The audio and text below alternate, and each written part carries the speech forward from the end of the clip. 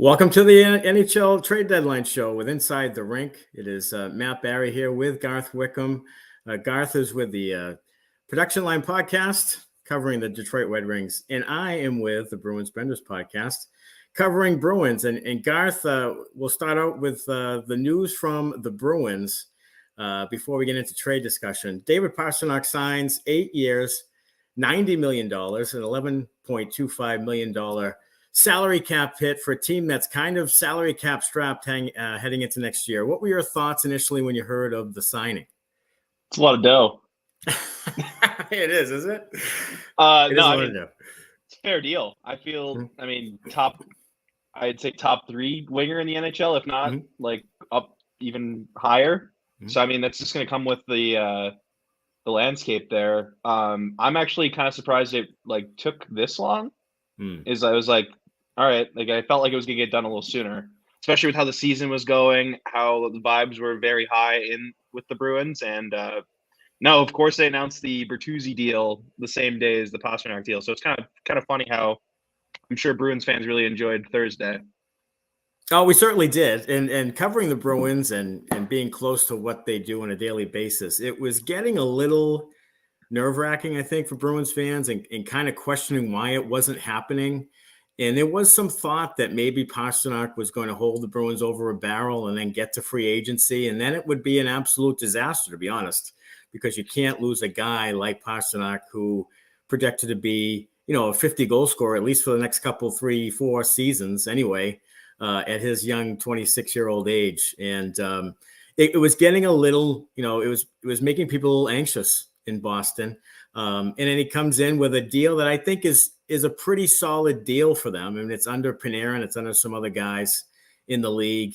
Stretching it out over 8 years, it gets a little bit more palatable over the, year 4, 5, 6, 7 as the salary cap hopefully increases for the Bruins. So look, these guys don't grow on trees, and you can't, just let a 50-goal scorer walk, a guy with that type of ability for the Bruins. And it was someone also who's kind of been a face of the Bruins with his personality, seems to fit in here. And as he said in the press conference afterwards in the interviews, he kind of wanted to be that guy who plays for one team for his career, like a Bergeron.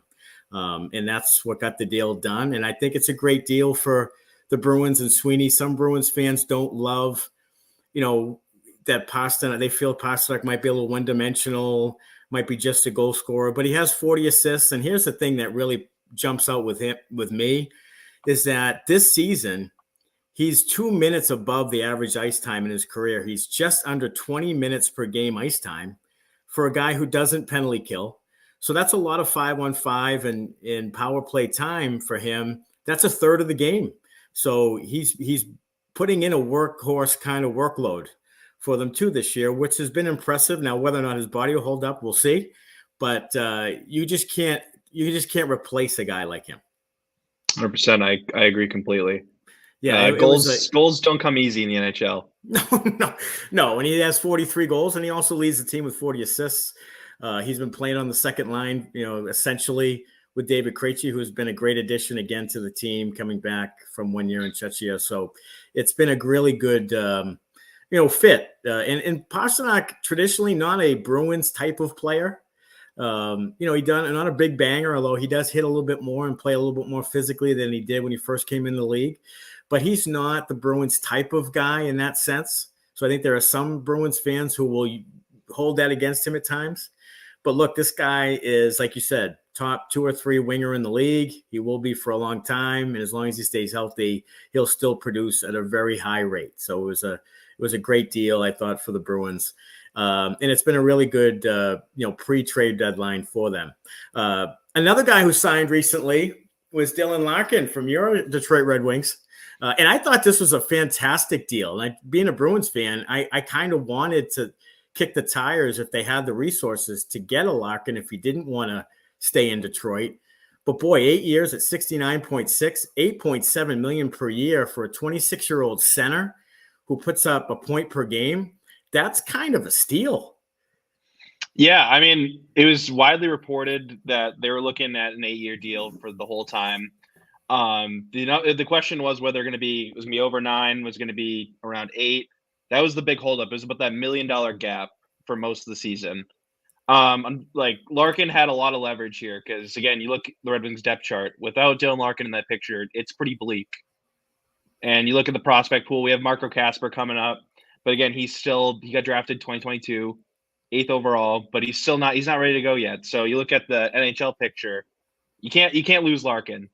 That's for sure. So I think it's a great deal. I think he could have gotten more, like your point, considering his leverage. But he wanted to. He's been the captain. He takes a lot of pride in it. He's the longest tenured Red Wing, and yeah, I think 8.7 is going rate for the 1C caliber that he is. Yeah, and I agree. I thought that look, for a center, I mean that's a really good deal. And as we talked about with Pastrnak, year to year going forward, that deal becomes even better, even more affordable. I mean that's an outstanding deal. Now, Dylan did have some, wasn't really pleased with the trade of Tyler Bertuzzi. So I saw that. So it was kind of a bittersweet moment for Dylan to stay and then have his friend Bertuzzi traded. But, I think he's a guy who is kind of an under the radar star. He's a center. Like I said, point per game, 26 years old. I mean, I think that's, if you're talking about Pastrnak being a pretty good deal, well, you're talking about $2.5 million less for a center in Larkin. That's also a point per game. May not be the goal scorer that Pastrnak is, but the point producer anyway.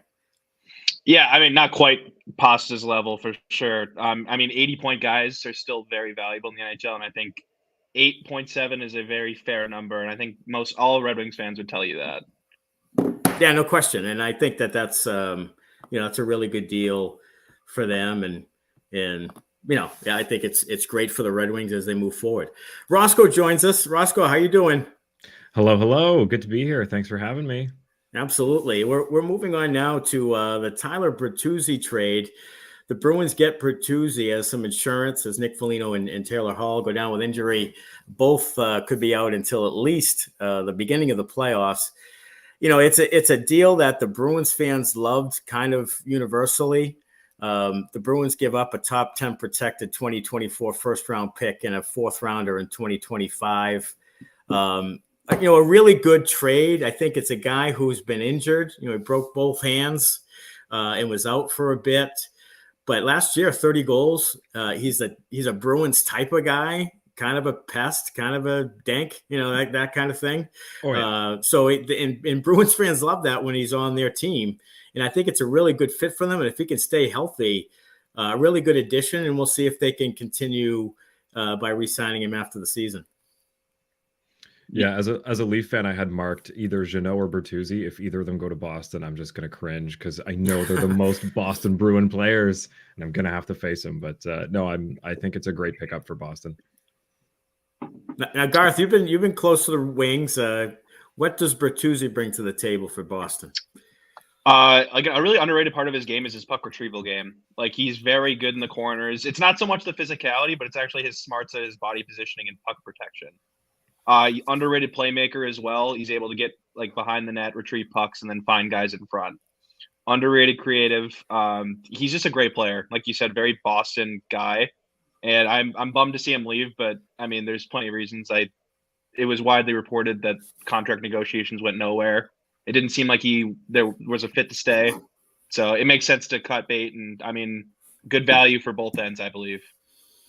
No, and I agree, and I think with Bertuzzi, he'll start. Looks like with Coyle and Trent Frederick on Saturday against the Rangers, and I think it's a good test. The Rangers have made a couple of big moves, so they're a team now that's in the mix as it comes to the Eastern Conference. It's a loaded conference, and the Bruins had some discouraging news about Taylor Hall. He sought a second opinion. Now I saw today that could be like a 4-week. Injury for him. Nick Foligno could be out till the end of the regular season as well. So it'll be interesting to see if the Bruins make another deal. And then last night, Brad Marchand banged his knee, and that was sort of scary because now you're down 3 left wings. But I guess Marchand will play on Saturday, so that was good news for Boston. And we'll see if they can make another move. I mentioned on the Bruins Benders podcast that I would have loved to see Nick Bonino but he was traded. Looks like he's going to be traded back to Pittsburgh. And that's a guy with a Stanley Cup pedigree and a bottom six guy who does some really nice things with Stanley Cup experience. So, but I think the Bruins may be in the market. There's some Milan Lucic talk that I think is kind of romanticizing, and I'm not a big proponent of bringing Lucic back just because he's lost several steps from the only couple of steps he had to begin with. So I'm not a big fan of that. Reunited him, especially with his salary cap hit. But it'll be interesting to see if the Bruins can make another deal here, at some point before the trade deadline today, which is in about 50 minutes from now. So the Toronto Maple Leafs have made some really great additions. Busy week. Right. This is a team that would like to come out of the first round of the playoffs, has a very difficult matchup, a rematch with the Tampa Bay Lightning, probable in the first round. And we'll start with the Jake McCabe and Sam Lafferty deal, Roscoe. And that was, a couple of guys. McCabe was another guy I saw it for the Bruins before they got Orlov as a guy that could fit in, and Lafferty as well. Just wanted your thoughts on that deal. Well, I think the biggest thing that Leafs Nation was looking at when Dubas was approaching this week was, are we going to have to give up a rostered player, a prospect that everybody's high on? There was also a lot of questions around what we got to bring in. So I think at bottom six forward and defense were on the top of most people's lists. And the fact that we bring in people that are signed past this year in McCabe and Lafferty, I think is what's the most appealing to everybody, because rentals have historically not worked out for us. I mean, Nick Foligno is the one that comes to mind, but I think it just worries people in Leafs Nation to get these rentals that are up at the end of the year, because they know we have no cap space to keep these guys around. So the fact that you've got McCabe at $2 million for the next couple seasons and Lafferty at, I think, 1.15 this year and next, it's nice to have either pieces you can move if they don't work after this year, or you've got some solid depth pieces. But defense wise, they brought in a lot of guys that it was a revolving door for a while, and I think it's about kind of honing in on some skill and filling in the slots like the hits that haven't been coming, especially with the Jake Muzzin not being in the lineup this season. I think McCabe kind of replaces a bit of that, helps out Gio, helps out Riley. I think it's a great addition. Lafferty, I'm still interested to see what he brings. He's only played 1 or 2 games now with the Leafs, and I haven't been able to catch a ton of it. And Chicago, I don't get to see a ton of the West, but Lafferty, I'm excited about. Yeah, I think with Lafferty, certainly with Noel Acciari, when they made the deal from Ryan O'Reilly, adds a little more jam, a little more grinder type players to the mix. Of course, O'Reilly was a Conn Smythe winner in 2019, and I think it adds a little bit of that. The concern for me, if I was a Leafs fan, obviously, is the goaltending and the defense overall. That's been sort of an Achilles heel, putting a lot of money into the offense. And at the end of the day, you're going to have to stop a team like the Bruins from scoring. Yeah, the thing that's always scared me about the last few deadlines is I don't want them to bring in like just Tom Wilson or just one person that's kind of that grit, mean hitting forward or defenseman. And this year it seems that Dubas has gone and brought in McCabe, Acciari, Lafferty, and Shen. And it's not just one person. It's really about reshaping how the lineup top to bottom looks. And I'm hoping as we get closer to the end of the season here, it rubs off on more of the guys, because Kerfoot's already been picking up his physical play, and some of the other guys too. But that's the one that I've noticed the most is Kerfoot with Lafferty and Acciari down in the bottom six has really stepped up. Well, as a Bruins fan, Acciari, of course, spent some time with the Bruins and was in the 2019 Stanley Cup final with them, and a tough, aggressive, very hard to play against type of player. And I think that's a player that the Maple Leafs could use and definitely will, take advantage of coming up here in the as the postseason comes around the corner. Now, this matchup with the Lightning, which is probable again, last year the Lightning were to win. What is your thought on a rematch with Tampa?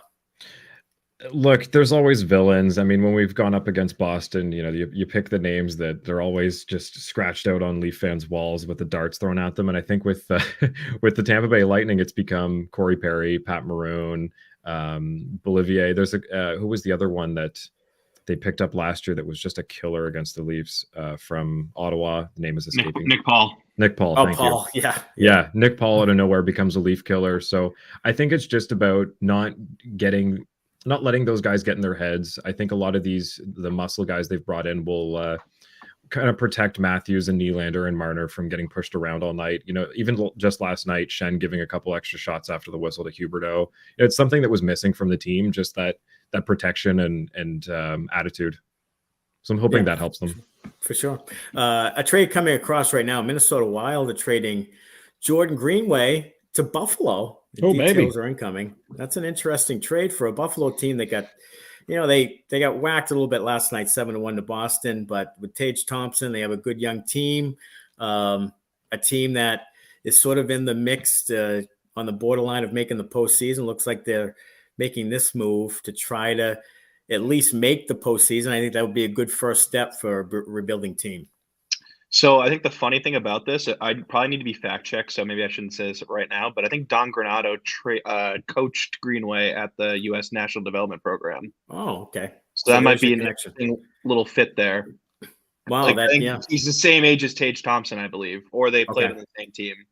Oh, okay. So there's a connection there. It looks like 2 draft picks will be going to Minnesota in that deal. Interesting trade with the Wild. I had the Wild early on in the season as I thought a sneaky favorite to come out of the West. I mean, they have some good young talent, and I think they were pretty good. They've been kind of up and down this season, and it's an interesting trade for them to trade away Greenway and get a couple of picks, and haven't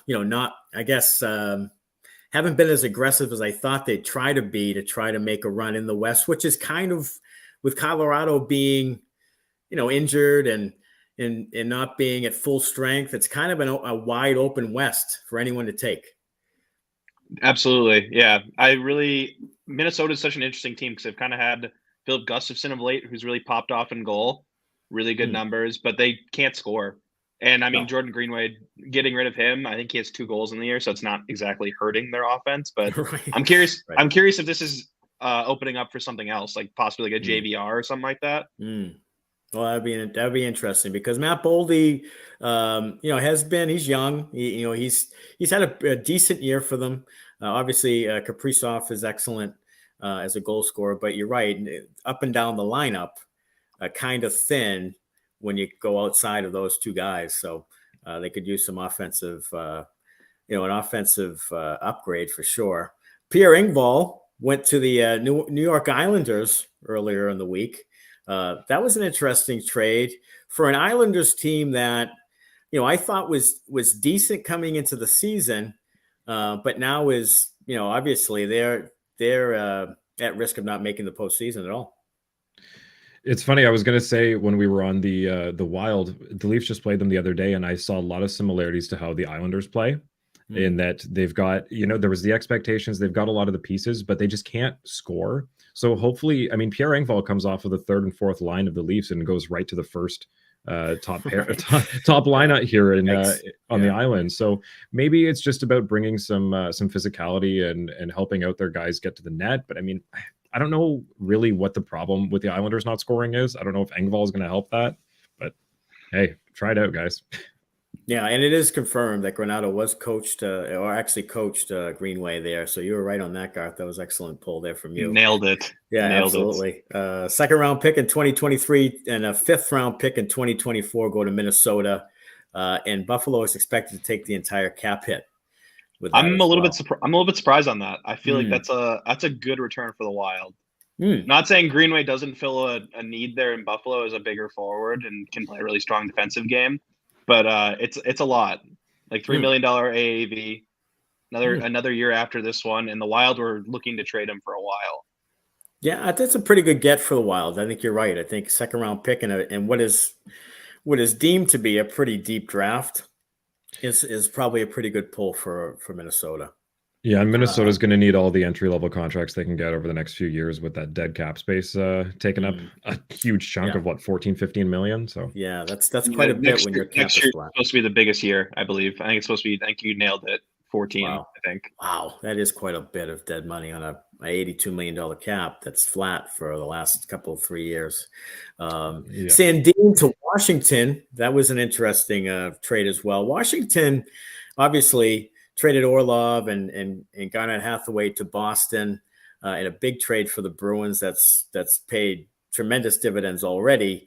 So Washington is in, kind of a crossroads here. That old guard of Washington teams that would seem to be competitive every single year. It looks like they now need to rebuild some to get back to a competitive state. That's what happens with good teams. Sorry, I didn't mean to interrupt. Oh no, go ahead. No, it just happens with good teams. I mean, I've seen it with the Red Wings as well. I mean, you lose Pavel Datsyuk, Henrik Zetterberg, and now look at us now, 7 years later, still in it. I don't know if Washington's is going to be that, long, but I mean, you're getting ahead of it, acquiring a young piece like Rasmus Sandin who can still compete with the likes of Ovechkin, John Carlson, Kuznetsov. So I like the bet personally for the Washington Capitals. The Maple Leafs also do really well in this. They get another defenseman and a first-round pick in it. Yeah, Eric Gustafsson becoming immediately the Leafs' highest scoring defenseman. That's crazy.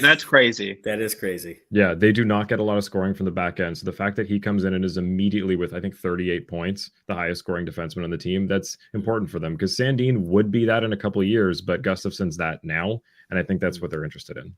He was slotted as number 7 last night too, wasn't he? Yeah, they were 11-7 last night because they're still a little wacky. Yeah. Wow. So are you looking for like a specific name, like coming out at 3:00, a defenseman going to be moved? Oh, like out of the Leafs? Yes. I mean, I don't want to keep ragging on the guy, but bringing McCabe in at $2 million seems like Justin Hall's on his way out. I know you guys aren't maybe following the Leafs news, but he's kind of the whipping boy right now, unfortunately. The last year or two, it's been anything goes wrong, it's Justin Hall's fault. So I try not to rag on the guy, but it looks like he is still at least valued by some other teams. He's got a good contract. He's right-handed D, so that's probably on its way out in order to just fit in what they've brought in. Well, it's a good segue to Luke Schenn being added to Toronto. Yeah, on the back end there, and that was another guy too that the Bruins thought that could be in the mix for Luke Schenn's for Luke Schenn, and I think that's a really good move again for Toronto. I like the additions they've made, and that'll help their blue line for sure, I would imagine. Yeah, fun fact, Riley and Schenn were teammates for a whole day as Schenn was traded the day after Riley was drafted. So finally, the two of them get to be teammates after all this time. They broke their own personal record, so that's good. But yeah, I think Schenn, obviously, the Maple Leafs need some help on the blue line. In a goaltending, like I said before, is still a concern. They'll score a bunch of goals and thall play a high-end type of offense, but as we've seen in the postseason many times, it doesn't. If you're just offense only, it doesn't work out in the very end, and you have to stop the puck. And I think Luke Schenn will definitely add something to them as well. Coming in now, Sundqvist to Minnesota. So Minnesota makes another move today. Oh, baby. Yeah, another Red Wing looks to be on the move. Shayna Goldman of The Athletic reporting that Sundqvist to Minnesota. I mean, they just freed up from Greenway, so they moved from one defensive forward to another.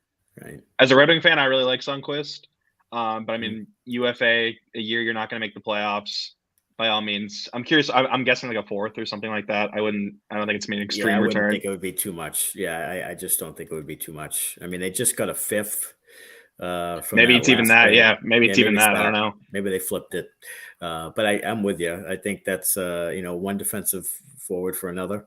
So Minnesota again, sort of a team that I'm interested to see what direction they're going in. I mean, they are fairly young, but they are talented. And again, in the West this year, it would be easy for teams to say, you know what, it's pretty wide open. When the Kings and in Vegas lead the Pacific, and they've had up and down years. I mean, it just seems like it could be wide open. I think Dallas could go to the Stanley Cup final. I mean, they're a pretty good team. And I think that they could be someone who comes out of the West, and in Colorado getting healthy. If Landeskog comes back, they could be just a horrific team to play if you're a higher seed is Colorado in the first round. I mean, that's a tough one. Jacob Chychrun, finally the Jacob Chychrun sweepstakes. And Chychrun goes to Ottawa, a surprising team that's really on the move. And the last I saw, like 5 points out of the second wild card, they've made a surprising move here. They're very young, they're very skilled offensively, and they get a guy in Chychrun who I never really understood why Arizona was so hell-bent to get rid of him. A guy with 2 years left on a $4.6 million deal, by all accounts, a very good defenseman. And to move on from him at a young age is really difficult. I don't understand. I love how long they held out for it, and that's all they got. Right. It wasn't really that big of a package. If you really compare what his value is, that's I feel like any team if in the NHL would have been okay, I'll pay that up.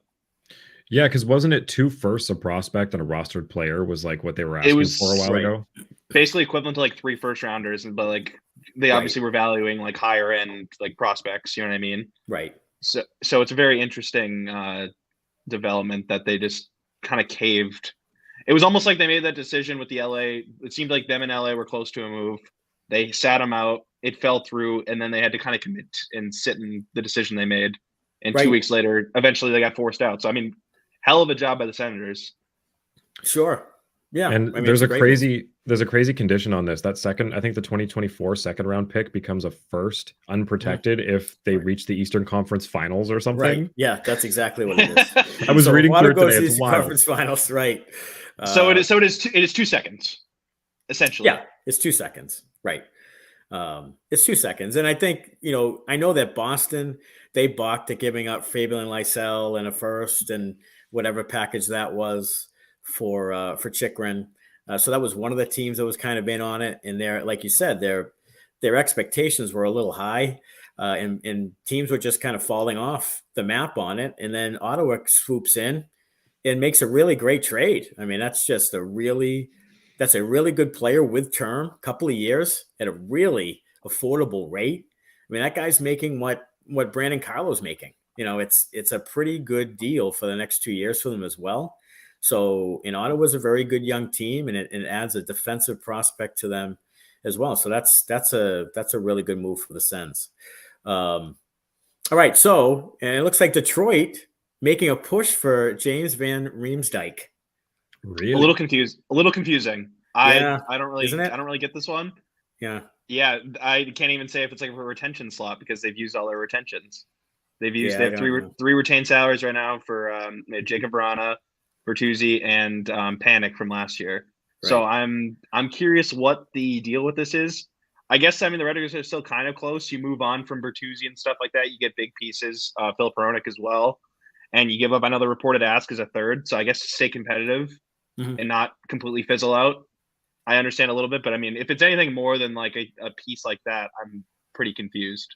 Yeah, I like your comment in the private chat. Why? Yeah, I don't get it. Yeah, it's a really good question. Yeah, I mentioned him as a Bruins, a candidate for the Bruins 3-4 weeks ago, and people jumped down my throat. The guy's washed. He doesn't do anything. He stands in front of the net. I mean, and fine, but he makes a good amount of money. So and he is at the end of the line. So this would totally be a team that would absolutely need him as the last piece, and I don't see Detroit being that team. I just don't. I think an underrated thing about it is though, Detroit can take on his full salary, no problem. Sure. Well, I guess. So I mean, if that is something Billy's looking for, and it's even less, I mean, I don't know. I'm still confused. I think he's a good player. I think he's a good middle six winner. But I think he fits more of a playoff team rather than a team like Detroit right now. Well, I think if he does it, then you have to believe that they're seeking a high pick or a decent prospect to assume that salary. I would assume maybe dipping their toe and say, what can we pull out of this deal? And I know you guys aren't as up to with the Red Wing stuff last year, but I mean post deadline last year, it was dreadful. There was an 11-2 loss to Pittsburgh. There was a 9-1 loss to Arizona. Right. So, I mean, a cheap ad like this would keep the Red Wings competitive. Sure. And on a roster, you moved on, like I said, from higher end players. You can add JVR and still kind of be competitive in the games. But it's important for young guys. I mean, Lucas Raymond, Moritz Seider, they need to understand eventually that this isn't acceptable and you need to win and push for games late.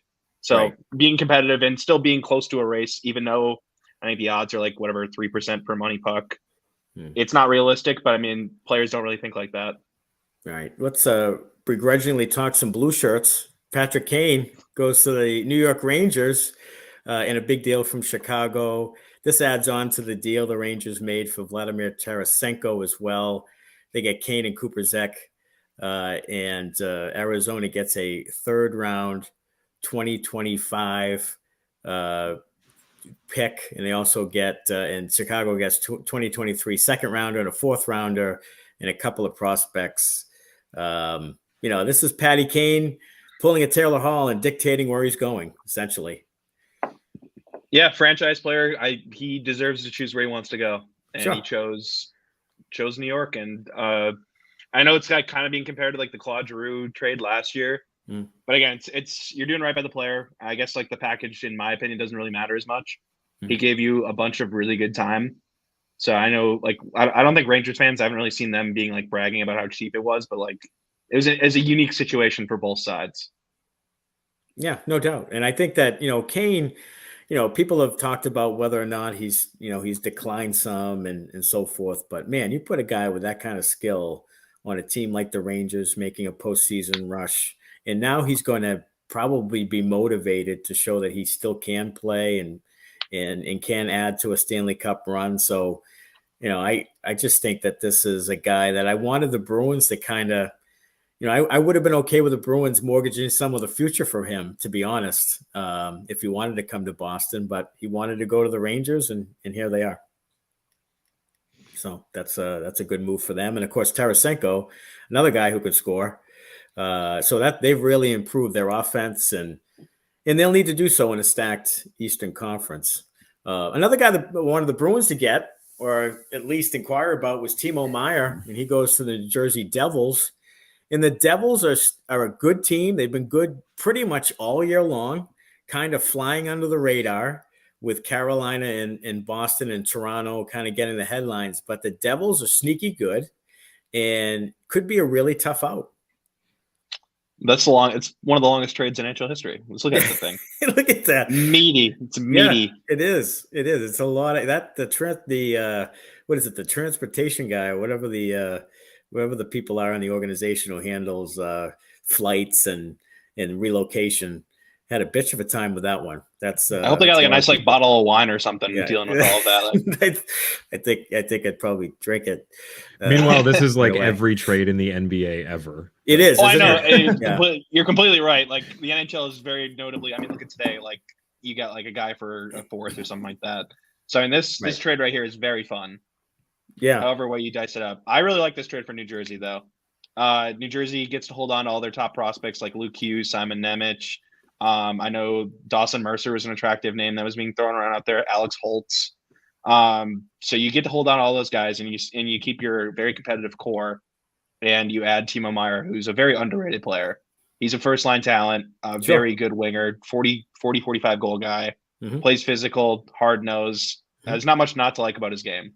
No, and he adds to Hughes and some of the guys I have on that team, and it gives them a physical player that can score.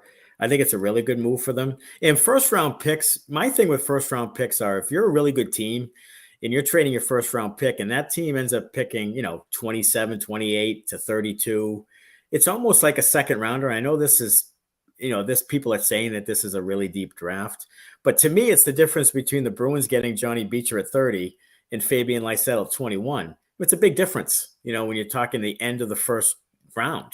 So it's almost like those first round picks become close to the second round picks. That's why and you get the proven player.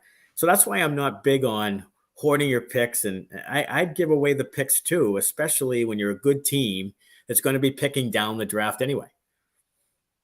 Yeah, 100%. I liked what Julien Brisebois said post Tanner Jeannot trade. I mean, regardless, it's a very crazy deal, but like, again, those first round picks don't really matter to Tampa Bay at this time. No, it's basically what they paid for Hagel last year. Like they sent everything. Everyone went, "Are you guys nuts?" And then everyone complains about how good the player is for them. So right. I mean, Jeannot, obviously bottom six guy, And at first you look at it and you say, wow, that's quite a bit for Janot when you see some of the other, teams that are getting what they are for better players, I say. But again, you look at this one, 2025 first round pick. Who knows where that is in the draft or who that is, and then you have, 2024 second rounder. And then, the 2023s are third, fourth, and fifth. I mean, that's crapshoot USA. So I don't, when you first look at it, you're like, Jesus. But then you really peel it back and you're like, okay, fine. So, and if Janot can bring something to Tampa Bay, which needs to kind of rebuild that bottom six that made them so good, and you talk about, Barclay Goudreau, and you talk about Yanni Gourde and Andre Palat and a lot of these guys, Blake Coleman, who really solidified their team and were really big factors in their Stanley Cup runs, and they lose all those guys. You've got to replenish them. That's kind of where you win in the league, is when you're bottom six, and that's where they had to get better. And I think Janot does that for them. And look, I don't think Tampa Bay gives a rat's ass about any of those picks, to be honest. 2025 first round pick is what, 15, 16 years old right now? It's maybe correct. 5 years before they're impactful for the Lightning in any way. Like, they do not care about 5 years down the line. No, they don't. And that's a very valid point. They're doing algebra homework right now. Right. Exactly. In Tampa, with all those guys on the payroll, they're not going to be bad by 2025. So that's going to be mid 20s at the best. And that's I'll gamble that away anytime, to be quite honest with you. One of my favorite names not to pronounce, Puljuljavi. Wow, that's not right. Not right at all. And he goes a little bit to Carolina. Hey, it's phonetically right. Okay. Sure. Yeah. Puljujarvi. Yeah. There you go. Or you call pool party. I don't typically waive consonants in names. I don't typically avoid them. But Puljujarvi goes to Carolina. I don't know you that well, but I don't think you frequent in Finland, so I think you're no. I mean, I'd love to go if someone wanted to pay for it, but there you go. Won't be there anytime soon. But he goes to Carolina, and Carolina, I think, to me, honestly, as a Bruins fan, is kind of the Bruins' kryptonite right now, and the one team that I still need to see the Bruins prove they can beat in a 7-game series. Interesting. Yeah. Period. All right, JVR. Oh, JVR, Garth. Your wish is our command. I guess so. JVR to Detroit for Elliot Friedman. And that's a big, I guess, a big get for Detroit. A big cheap get that keeps them relevant, right? I say why. Steve Eisman says why not? Why not? Yeah. Stevie, why? Stevie, why not? Stevie, why not? It's new nickname. Well, look, he's got the track record, Stevie Y, of that. We kind of give him the benefit of the doubt, don't we? Yes, maybe a little bit too much to a fault, especially looking at this past offseason from obviously from now. So it's definitely very interesting. But no, I get it. Wanting to play competitive games, meaningful games, having a veteran who's been there, it's definitely important. I'm curious what the return is. I know the Red Wings have a ton of mid-round picks. We have a load of prospects. I think many sites, like The Athletic, for example, like the Red Wings are ranked like third best prospect pool. Right. You can sacrifice a prospect, like a mid-range prospect, and you won't be missed. So I'm curious, but no, I tentatively, I kind of like it. I maybe talk myself a little bit into it. Maybe that I like it. I'm just confused personally. Yeah. I mean, it is a little confusing, but again, if it's a guy that can kind of, keep you relevant, add some offensive production toward the end of the season here, then I guess it's a good move. Maybe Stevie Y has a soft spot for JVR.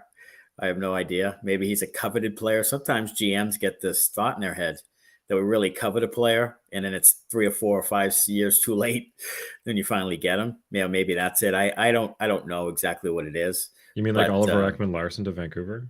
Yeah, I mean that's another one. Like after a while, a guy just isn't as good as he used to be, kind of thing. And we'll see what happens with JVR, but that's a move that Detroit has decided to make. Edmonton makes a couple of moves. First was Matthias Ekholm, and boy, did they need defensive help in a huge way.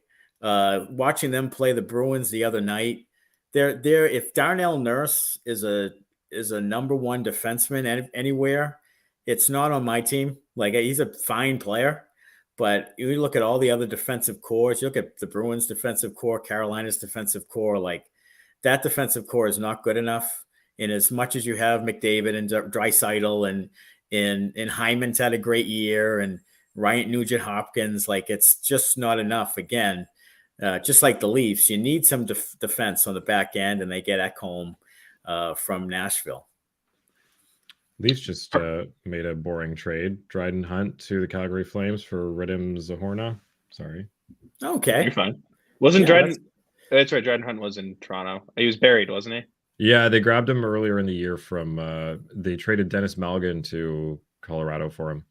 For some reason, I flipped in my head that, like, it was the other way around. It was Malgin at Colorado at the beginning of the year, then Hunt now. So I don't know. For some reason in my head, I was like, they'd retraded. No, got it. Right. Yeah, with this trade right here, I really like Ekholm. I think he's just what Edmonton needs. Losing Tyson Barrie, though, is a really interesting move because he's so well liked in that locker room. Right. So I'm curious how much of an effect that has. As you know, he played for the Leafs before he went out to the Oilers, and it was kind of like we had two Morgan Rileys. So I get if he doesn't really fit there, he's kind of a one-trick pony, Tyson Barrie, where if he's not getting his PP1 and is the main offensive defenseman, he tends to struggle a little bit. So with Nashville kind of unloading a lot of their defensemen here and retooling, I hope he has a better time there. But man, Ekholm immediately made a difference in Edmonton. They absolutely caved the Leafs in the other night. Yeah, I mean, that's, Edmonton needs the help for sure. And they also pick up Nick Bjugstad. And that's another guy that I liked for the Bruins as a bottom six guy. And Edmonton shores up that bottom six as well, and trying to make a couple of moves here to kind of balance out their lineup and not be so top heavy with McDavid and company.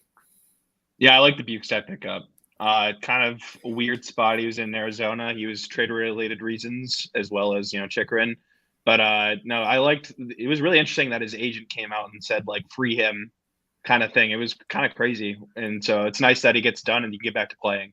Yeah, I mean, Arizona is almost worse than an AHL team. They're like a team that people are just picking the bones off of. It's pure money laundering. Oh, yeah, but Austin Matthews is going to go there, guys, and we should all be worried about Austin Matthews going and back. If the league allows that to happen, and I'll tell you what, it'll be $15 million a year, probably something absurd to get him there as a hometown guy. They'll have nobody else, and he'll be scoring his 50 goals a year, and the team will still be terrible. And I just think it's they're only spending like $40 million on the entire team right now, right? Like. Well, yeah, all the rest is tied up in dead cap hits. They literally acquired, who was it? I'm blanking. Voracek, so they could trade Schmaltz. Yes. Which I'm curious if it happens in the next 20 minutes. Right. So that's that again to trade Chychrun, and to make that move as well is just like it looked like you're just completely cleaning the books so they can go get Matthews and Connor Bedard and have that pair. Be your pair for a while, and that'll be it. I hope they pay that one scout pretty well because he's got about 90 picks to make over the next 3 years. Right. I mean, that's a lot. The AHL team is going to be stacked. There'll be players all over the place. Here's a deal that I thought was a sneaky good deal, and a guy I like. I didn't love him when he was with the Canadians, but I do like Lars Eller. Especially he's a Stanley Cup winner with Washington, scored the game-winning goal in that playoff, goes to Colorado. I think it's a really good move for the Avalanche. And as they get healthier, boy, they're dangerous again. And I thought Eller was a sneaky good move, the kind of veteran move with playoff pedigree that you get. Yeah, exactly. I mean, centers are hard to come by, and you get a depth guy. And then for Colorado as well, they've kind of had injury problems as well. So plain and simple, depth is really big for them. I think they had a lot of good contributors in the bottom six last year in their cup run. So I'm curious how Lars Eller fits in. Yeah, I am too. And I think Eller is just a good, hard-nosed player who can score a little and has the postseason experience. And again, another guy I thought the Bruins should kick the tires on when they were looking for some bottom six help. All right, so we go to the Kings and Jonathan Quick and this whole kind of fiasco with them. And we'll bring on Jason from the Vegas Fever podcast. Jason, thanks for coming in with us here on the trade deadline show. And Gavrikov and Korpisalo to the Kings, and Quick to Columbus, and now to the Kings. And getting Jonathan Quick, a 37-year-old goaltender, obviously with Stanley Cup experience. Vegas has had some problems and some indecision with the goaltending. What was your thought on this move? I'm in the mind. Well, first off, guys, thank you so much for having me. Big day, lots going on. I'm a fan of the move, and I'm probably in the minority. From what I'm reading and seeing, a lot of Golden Knights fans are not thrilled about the move. 37-year-old goaltender who's a Hall of Famer. We've been through this story before, but the money part is a little bit different for the Golden Knights. Logan Thompson out long-term, potentially. Bruce Cassidy was asked the other day about him coming back, and Bruce, in a nice roundabout way, basically said not anytime soon. You've already got Laurent Brossoit as well on IR. Aiden Hill just came back, and so here's Jonathan Quick, who is help out the Knights in a lot of ways, and I think he's looking to kind of they're able to win a few Stanley Cups. What Vegas is kind of trying to do, I like the move personally, and I guess we'll find out. Yeah, I mean, it was an interesting move, and I'm one that, I mean, I get trying to get something for your guy, but to have them trade him at this point in his career, the Kings, that is, it's kind of a slap in the face. Yeah, it is, but it what was also a slap in the face is when, Vegas traded Marc-Andre Fleury, and that is getting a whole lot more publicity and a whole lot more uproar than the Kings move. It's kind of like when they trade Quick to Columbus, the fan base is like, oh, that's great. He had a wonderful career. He got us cups. Good luck, Johnny. You know what I mean? Like, it was like one of those. Now, all of a sudden, there's a whole lot of push for a Golden Knights Kings first or second round playoff series so that Johnny Quick can get a little bit of retribution here. But there's not the uproar that there was for Quick when it came to being traded away, which was an absolute slap in the face, Maddie. I will agree with you there. So it's interesting. It's really, really interesting. The fan base here, or I should say there or all over for Vegas, is just kind of all over the place with this. I'm in the minority, I feel, because I like the move. Yeah, I mean, look, if you can catch lightning in a bottle with a guy with experience, even at his age, like we've seen it before, where a guy can just get hot with his experience and playing on a good team and being revitalized. And, we've seen it before where all you need to do is get hot for 4 weeks or whatever it is, 6 weeks, 2 months, whatever it is. Like, it's all you need to do. And again, and the West is wide open. Maybe you take a flyer on this one. And, I'm talking about a guy who's kind of, stunk or anything throughout his career, been a journeyman. We're talking about a guy who was a cup winner and a really good goaltender for a long time. So I think you take a flyer this year on this type of guy, because you don't want to have a team like Vegas, as talented as they are with their new coach, completely, kind of fold because of their goaltending. In my opinion. Yeah. Definitely. I'm really curious to see backbone for.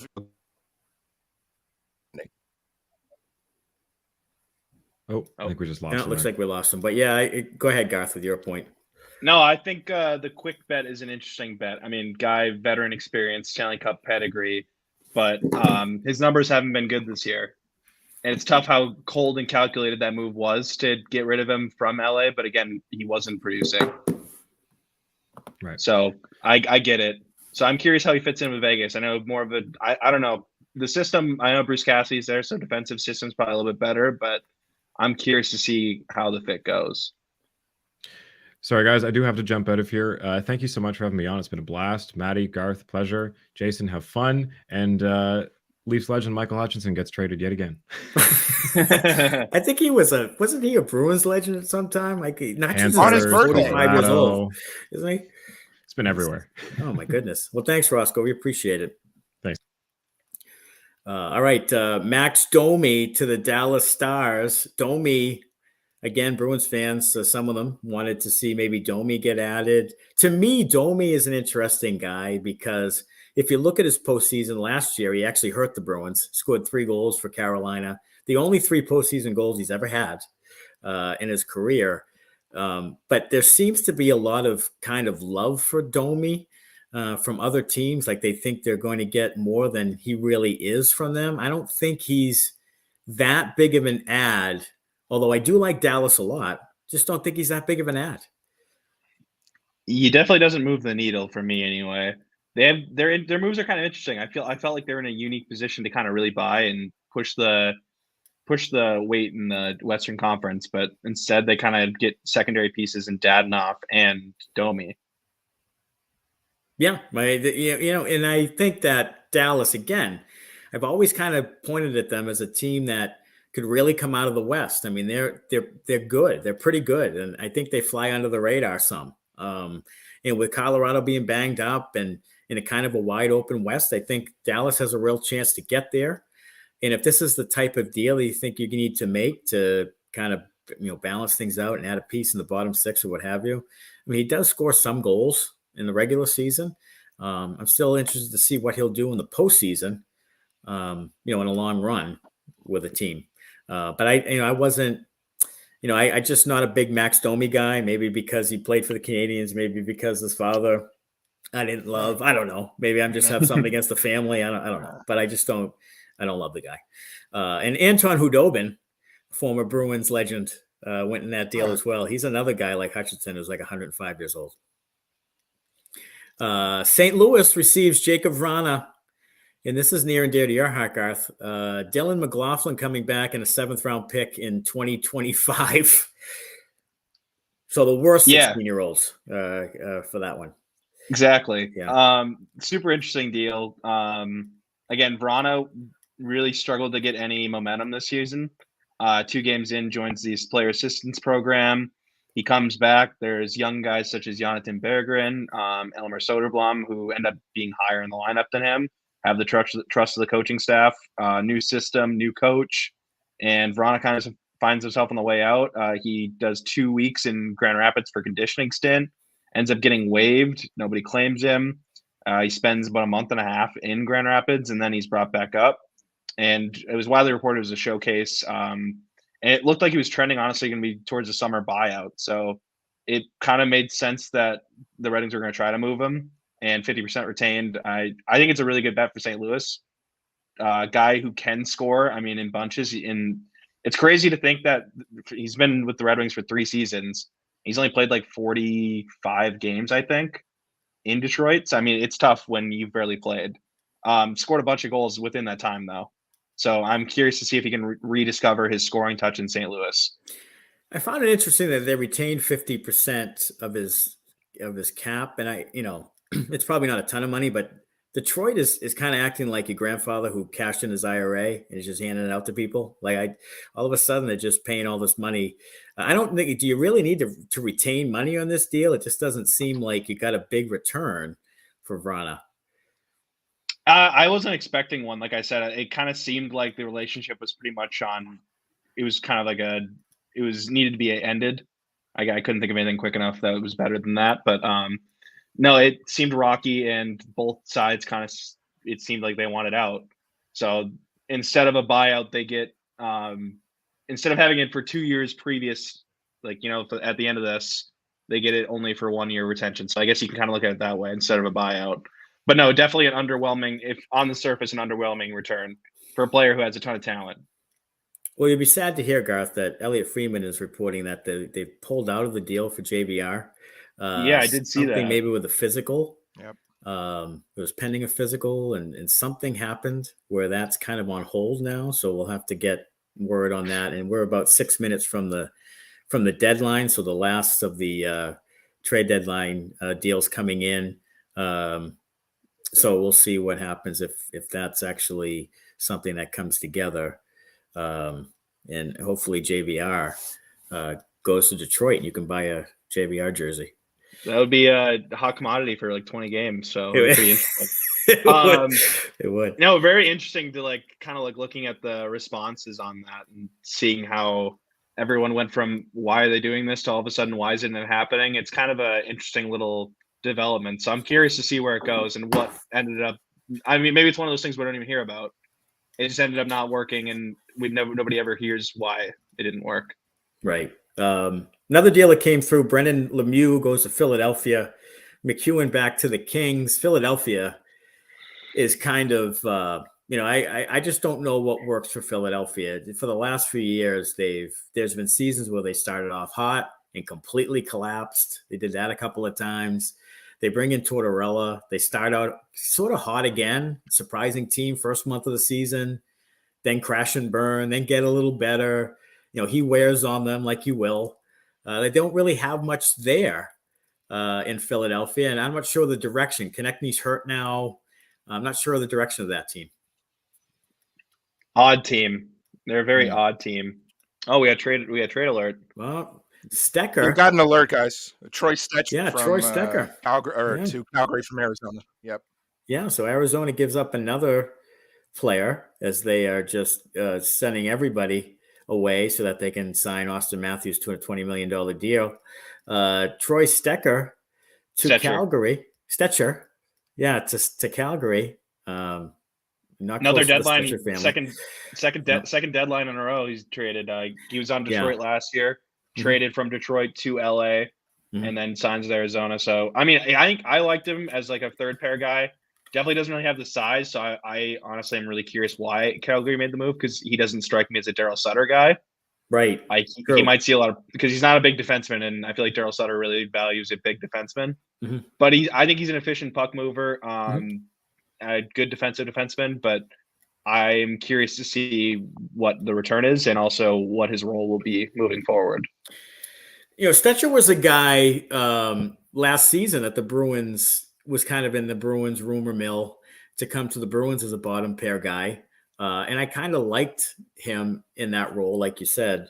But I wonder if Daryl Sutter will be around. I mean, there's been reports that he's been, hammering on guys, and he's been very negative in the media.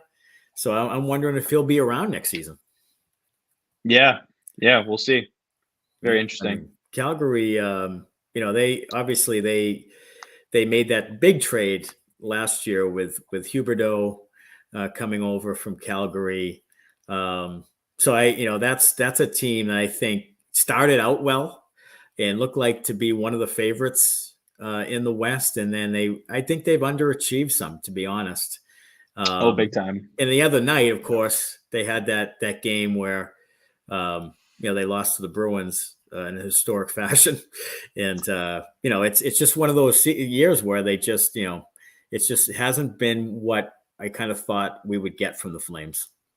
I can't score. Big letdown. Yep. Very good defensive team. The goaltending's also been not the best at times. Lets them down in key situations. They lose a lot of 3-2, 4-3 games. They do. And Daniel Vladar, look, there was a lot of hype for him with the Bruins, and when they traded him, there were a lot of fans who were like, "Wow, why are we trading Vladar for a third-round pick?" He's not a great goaltender, and he's been playing some of the minutes. Markstrom, they've been severely inconsistent. The other night, he gives up, Vladar gives up, 2 goals, was 4 shots, and gets pulled. So there's not a lot of confidence in him either. So they really need to shore that up. And I thought that they would try to get one of these goalies at the deadline, but they do get Stecher. Sundqvist does go to Wild for a 2023 4th-round pick. Yeah, just what did I say? I think I said 4th. So you said 4th, so you were on it, Garth. You're white hot today. Can't help lucky it. to have you. Yeah, I nailed the Don Granado, Jordan Greenway, you did. Oscar Sundqvist for Minnesota return. So you did 2 for 2. Garth Wickham with his sources. Yeah, so Sundqvist goes to Wild to another defensive forward as they ship out another defensive forward and play defensive forward gymnastics there. Musical chairs, if you will. Musical chairs. Yes, musical chairs. We got another one, guys. We got another one. We got another one. Okay. Yeah, Patrick Ooh. Brown, former Golden Knight Patrick Brown, will go from the Philadelphia Flyers to the Ottawa Senators. Huh. Okay. So Ottawa. They were looking for a depth center, so I think that fills that need. Okay. Yeah. So that is, I think that is connection. So I think he's a fourth line guy, and they get a guy who can play on the fourth line. So good for them. I think I don't really have much else to say about it. Right. I think that's good. I mean, it is good because they, like I said, they have really good offensive talent, young offensive talent. I mean, you talk about Batherson and Norris and DeBrincat, which I still think was just an awful decision by Chicago to trade him. And that's a guy they should have built on. So there were some, there's some really good Kachuk. I mean, there's some really good players there. So getting a fourth line guy is a good move for them. So that's it. So the trade deadline has arrived. It is 3 p.m. So we'll see any lingering trades coming in. So just want to get your thoughts. We'll start with Jason. What teams did you like as far as a trade deadline? Who helped themselves the most? Go ahead, Garth. Yes. Okay. Guys I liked the most. I felt as if the Rangers really made some big bets in a division that really tough with Carolina Hurricanes. And you got New Jersey, who also made a big move, but top 6 is very much improved. I'm top 9 if you really look at the kids line as well. So I really liked their deadline.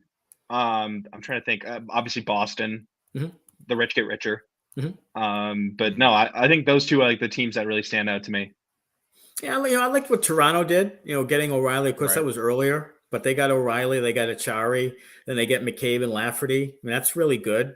Matty, sorry to interrupt you. We got another one. Yeah. Oh, we got another one. Okay. Yeah, Rasmus Asplund from Buffalo to Nashville. Okay, so Rasmus Asplund goes to Nashville from Buffalo. Huh. Okay. So Buffalo just acquired. Who did they just acquire? Just a few minutes ago. Buffalo, they got Jordan Greenway. Jordan Greenway, right? Yeah, that's right. So they acquire a defensive forward. They get rid of a defensive forward. Okay, so they did the Minnesota way there. Yeah, it's exactly. It's the musical chairs again. So, okay. Defensive forward, musical chairs. Defensive forwards kind of, for the most part, they kind of wear themselves out and they get bounced around. You get them for a little bit and then you don't. JVR not traded. We just heard so at all. That trade did not go down, and he will stay. So I'm guessing it's health then. I'm guessing it's the physical that went awry.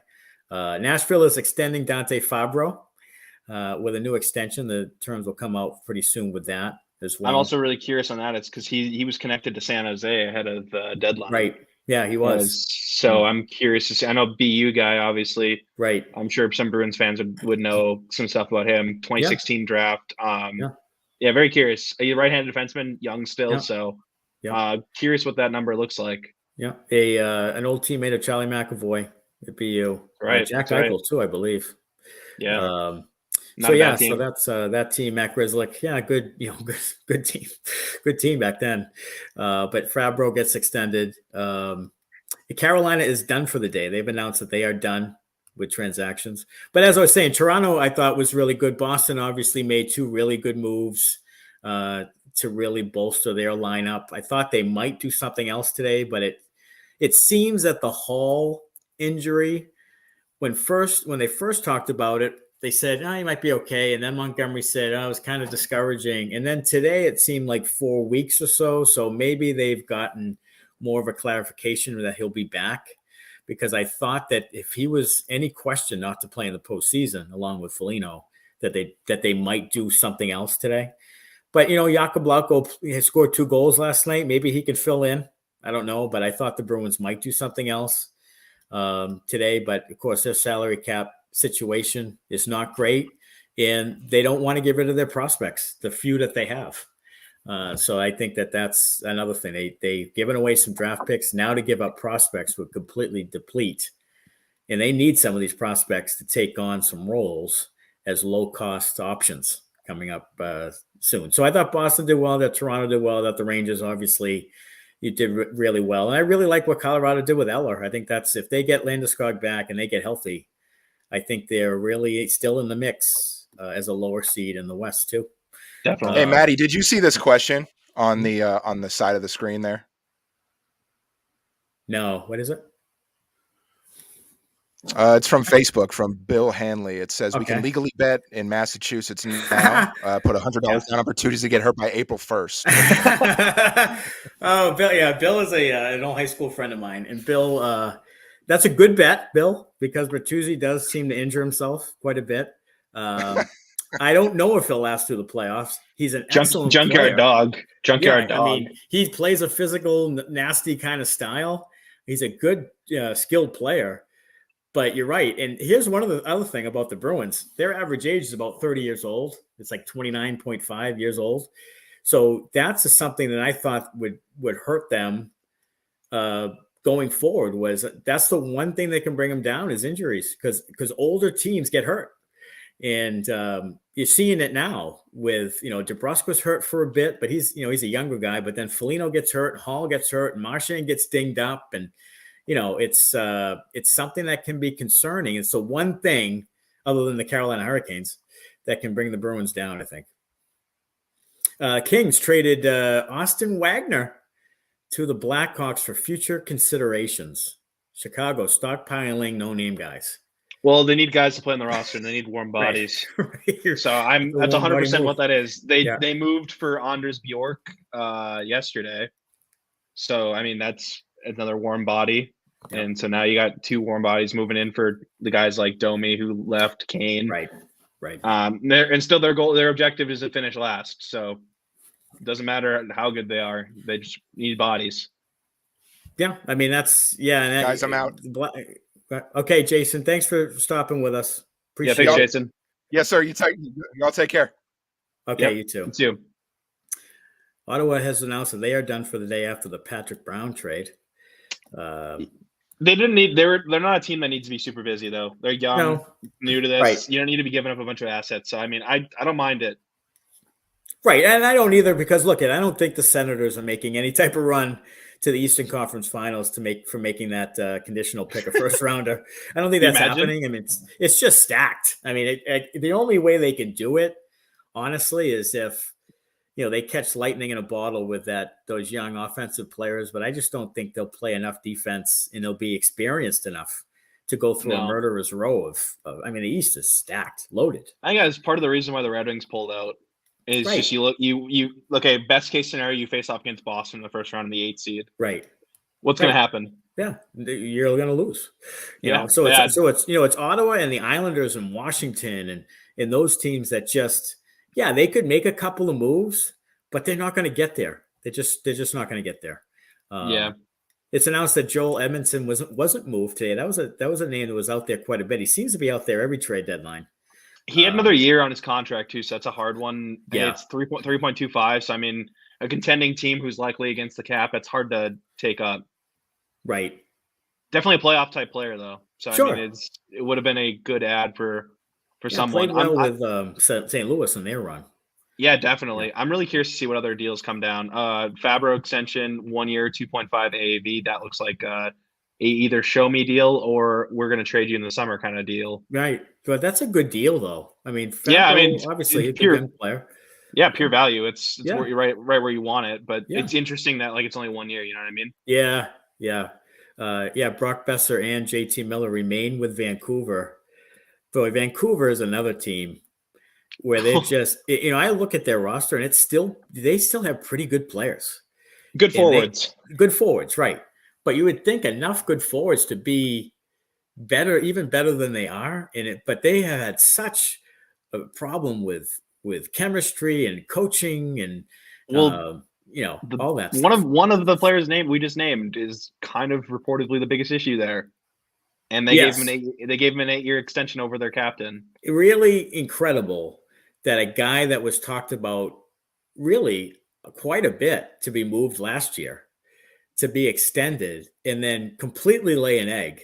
I mean, there's reports that he's kind of dogging it out there. Oh yeah. After the contract, just terrible move. A guy who caught fire when he had a couple of decent years there. Yeah, there's Canucks fans who will put up highlights of his back checking. Right. It's quite comical. Yeah, it's bad. No, I think Brock Besser is a guy as well. I kind of feel bad. It seems like he wants a fresh start, and he's been asking for it. I know his contract's not the best in terms of moving, Right. But I was kind of hoping he would move somewhere so he could just move on. Right. They have to make a decision on whether or not they're going on with these guys or not. And I would think in the offseason that they would make a real concerted effort to get rid of probably both of those guys and try to rebuild that thing.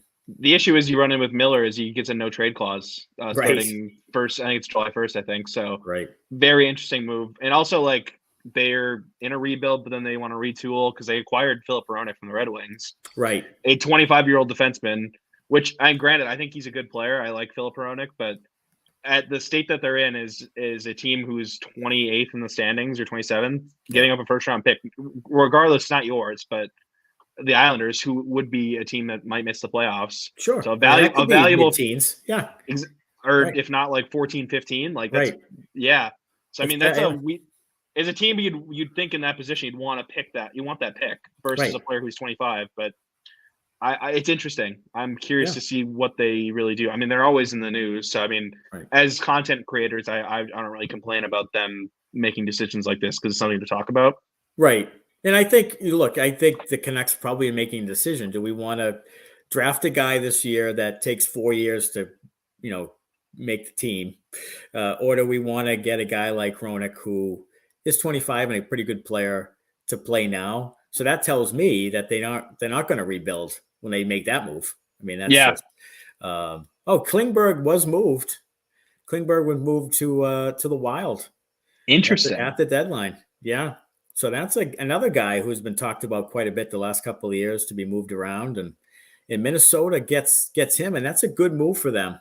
I'd like to see the details, but I like it because, I mean, you look at their number one power play unit. They've kind of had a rotating door of defensemen that have been running the top of that power play unit, and Klingberg is very much a power play mercenary. Right. That's where he goes. He's on an expiring deal. I'm sure it's going to be 50% retained. And because, again, Wild can't afford a contract that's past the season. So, like I said, depending on the package, I like the fit. Right. And I like the fit too. And I think that Wild, again, a team that's struggling to score, but Klingberg gives them some on the back end that can at least add to some of their offensive ability there. So I like that move. I like that. I liked him for the Bruins as well back maybe last year.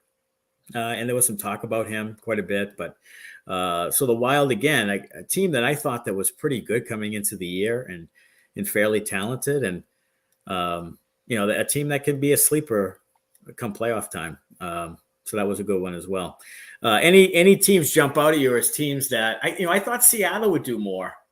They are young. Obviously, they're surprising, but they're pretty good. And again, the West can be had here. You can get it. You can get into the second, third round, I think, if you make a couple of moves. I was surprised about them. They were in the JVR sweepstakes, I guess we want to call them as well. Right. So that's an interesting one. Carolina is my biggest disappointment for sure. Right. That's they acquired Jesse Puljujarvi. They get Shane Gostisbehere as well. Yeah. Yes. Which are good players in their own right, but like they're not that like all in piece that you get. So I'm curious, like, because I know Nick Schmaltz was a name that was connected to them, and he would have filled that second line center spot really nicely. Very interesting. The details on the Arizona trade for Stetcher, very funny. Yes. Stetcher and Nick Ritchie, former Bruin, to Calgary in exchange for Connor Mackey and Brett Ritchie, Nick's brother. Crazy. Wow. So do you leave your shit there and then your brother comes and just it's just for the end of the year. Maybe you just leave your stuff there and you just trade stuff. Yeah, exactly. You just yeah. I mean, it'd be probably nice for like apartments, you know what I mean? Right. You just keep paying your old place and your brother just lives in the new one. Depending on the price difference. I'm sure a condo in Arizona might be a little bit more expensive than a condo in Calgary, but But definitely I don't know how many times our brothers have been traded for each other. Yeah, I'd love to look at that one. I would love to like look into that. Like, it'd be like a fun like summer project. Yeah, that's a good one. It may never have happened before. Arizona, they send Ritchie and Stetcher. Calgary gets Nick Ritchie. Now, Nick has been okay with Arizona. Like he was kind of, for the most part, a failure with Boston. Looked to be more of a physical presence. Really didn't know how to take on that role. Was good literally standing in front of the net. That's about it. had some power play goals where he literally had the puck bounce off of him. But Richie goes to Calgary. Interesting move for Calgary, really. I don't know if they're trying to make a move here or trying to compete or not. They're another team that's kind of in the middle. So that was an interesting move, trading brother for brother there. Yeah, definitely. Yeah, that's an interesting one. And Nick, there was some talk that maybe you could bring Nick back to the Bruins, but I wasn't on board with that at all. Bruins fans love their little nostalgia, don't they? They do. I mean, there's no team, I don't think, in the league that romanticizes about former players like the Bruins fans. And I heard you talk about Lucic and then Nick Ritchie, who wasn't a good Bruin. You're just like, wasn't a good Bruin, but hey, bring Ritchie back. For what? Yeah, that's that. But that happens with Bruins fans. They love the nostalgia piece of it. Noel Acciari was another one. He goes to the Leafs. You're like, boy, wish we could bring Acciari back. Curtis Lazar was brought up before he was traded yesterday. That's funny. So he was another one brought up. Like you let that guy go to the kind, because you didn't want to give him $1 million a year. Like you let that guy go. So if you wanted him, you could have just paid him $1 million a year. Like they would have kept him if they wanted him. They would have kept him. Right. I mean, it's not like he went and made $3 million somewhere or priced himself out. It was just time to move on from a fourth line guy, which you do.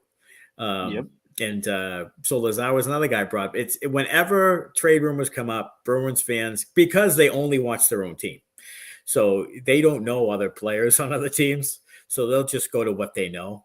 And now I don't think Lazar would have been a bad choice to come back, especially with Nosik's been hurt, and you can have a guy playing center, fourth line. He could play wings too. Like he versatile, hard-nosed player.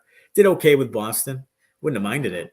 But yeah, Bruins fans love to romanticize. That's what they do.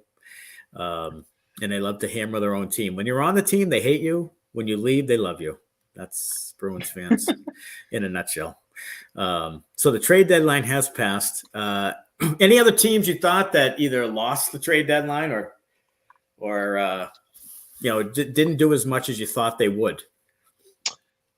Carolina's still the one that just stands out to me the most. Right. I'm trying to think off the top of my head, because you think automatically contenders, because I guess sellers with that. Also, Arizona, they only have one remaining UFA on their roster. Wow, that's crazy. They traded them all. I mean, I guess a job achieved. I guess. I guess crazy. Wow. I'm trying to think I guess we've kind of talked about contenders. I'm trying to think of a seller that would have been. I guess Flyers were really quiet. I mean, they were quiet for what they. Yeah, I mean, Konechny being hurt doesn't help, I guess. And then JVR as well. I know that was their big piece, and top of the most trade boards. But Philadelphia traded Farabee. That was one move they made. They traded Farabee? Yeah, didn't they trade Farabee? I thought I saw that yesterday. No, that was Farabee. No, I thought. Wait, let me look that up. They didn't trade. They didn't trade Farabee. He's they didn't. I thought that they young guy. Okay. So I guess they didn't. I guess they didn't trade him. I thought they had. I thought I saw that. But again, that's a team kind of going nowhere fast. Right. So I thought they'd make some moves. I thought Anaheim, might. Adam Henrique is the guy that's had a decent year for them. I thought, but he makes $5-something million a year. Like it's too much money. That's another guy. Anaheim had, a couple of pieces I thought you could move. Columbus was another team. I thought maybe Line A might be in the mix. But again, if your team's out there, what's that? You got term. That's why. You got term. Yeah. And if your team's out there with there's 27, 28 teams that are literally cap strapped, that you can't do it. You can't do it. You can't take on term. You can't take on salary cap. We've seen so many teams retain salary in deals. Like it's becoming really difficult for teams. And if it's flat again this year and it only moves like $1 million the next year, it's going to be interesting to see. Yeah, definitely. Well, who can add people? And, it's becoming a place now where all the teams are up against the wall. So we'll see what happens, at the end of the year. I gotta take a call quick. Yeah, So absolutely. I'll be right back on. I'll get back in a couple minutes. Sure. All right. So the Bruins, it was one team that I've been covering on the Bruins Benders podcast. They added Dmitry Orlov and Garnett Hathaway in a really good move, I thought, and also Tyler Bertuzzi. Got the fan base excited, and it helped with their current injury problems with left wing Taylor Hall, Nick Foligno, both being out at least till the end of the regular season. The Bruins have some salary cap issues going forward, though. They signed David Pastrnak, 8-year deal worth $90 million, 11.25 against the cap. Becomes the highest paid Bruins player by at least $2 million. So that was a huge commitment for a guy who's been terrific. I mean, he's ninth on the team in history in goals already, at only 26 years old, and one of the most prolific goal scorers at right wing in the league, one of the top wingers in the league production-wise. He also has 40 assists this year, which leads the team. And he's played the most minutes on average of any Bruins forward at just under 20 minutes per game. So he's taken on a huge workload. And with players like Bergeron and Krejci and some of the older players on the team, he's really taken on a really huge role on the team. And Pastrnak will be with the Bruins for the next 8 years. And it will be interesting to see at the end of the year. They have some free agents like Connor Clifton, like Trent Frederick is an RFA. His qualifying offer, I think, is $1.15 million. Jeremy Swayman is an RFA that his qualifying offer could be $3 to $4 million. And they don't have a ton. I think they have about $3.5 million in space. Derek Forbort, you have Mike Riley, who's kind of taking up space there at $3 million. There are a lot of guys on the team heading toward Thomas Nosek as a free agent at the end of the year. So there's a lot of empty spots and not a lot of prospects ready to go. So this is going to be, and it all probably dependent on how they do this year, but really going to be an interesting offseason for Boston. Yeah, last dance energy right there. Yeah, I mean and that's what Don Sweeney has done this year. He's really gone for it, and he's been able to keep all his prospects, which I think is really just an incredible job. I mean, you definitely keep the prospects they have, I would say, a handful of prospects this year who have made a jump. Obviously, Fabian Lysel's, pretty good. Georgi Mukulov has had a terrific year at Providence, has really jumped up to probably the second best prospect in the system as a college free agent.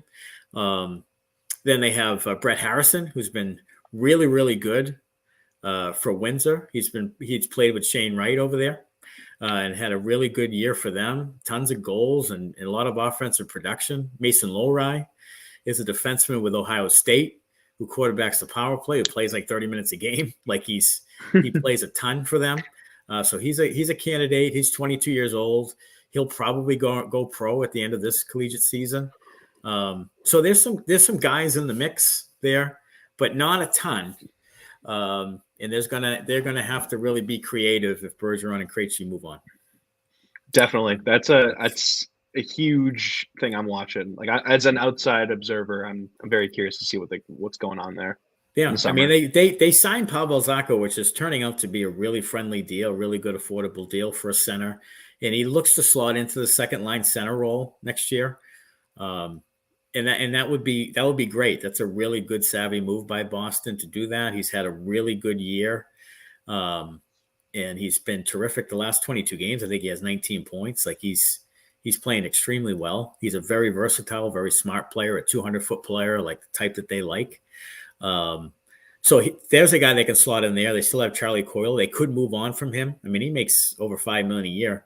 They could move on from him at the end of the season and have Mukulov play there maybe next year. Who knows? So there is some wiggle room that they have with some of the roster. And maybe they move on from a Taylor Hall if they win the cup. He makes $6 million a year. Maybe they try to deal him. So we'll see what happens. The goalie situation, though, to me is interesting because with Allmark making $5 million and Swayman potentially making $3 to $4 with this qualifying offer, do you pay that kind of money to your two goaltenders, or do you try to deal one? Maybe you have a bridge deal with Swayman for one more year, and then you may have to make a decision after next year on who you go with, because they do have 2 or 3 goalie prospects in the system who are pretty good and can develop. Brendan Bussey, Kyle Kaiser. They drafted Philip Svedback, who's at Providence College. He's been pretty good this year. So, and they develop goalies like crazy. Bob Asenza is the goalie magician.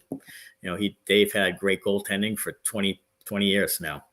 So we'll see what happens there too. So that's another angle to look at it with Boston.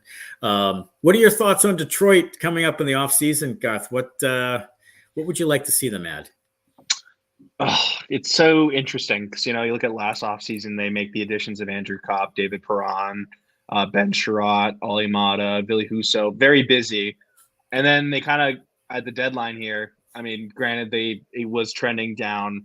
They sell a couple of those pieces. So I'm really curious to see if this is like a one-time, like, all right, we're going to kind of reload the draft stock and then we're going to try again in the summer. Off the top of my head, I can't really think of any UFAs, but I'd like them to get creative and more so the way of trade.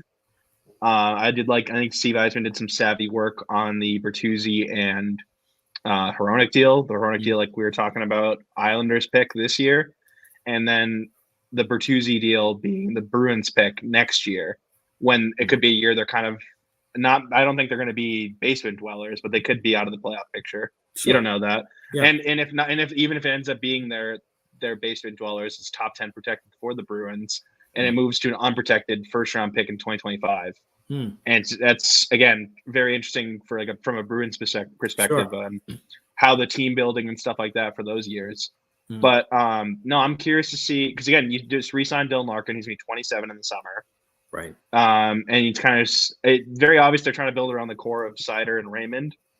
And how quickly they want to do it, I'm not exactly sure. But I'd like to see them continue to make strides in bringing in young good talent and be competing like a Buffalo, for example, this year.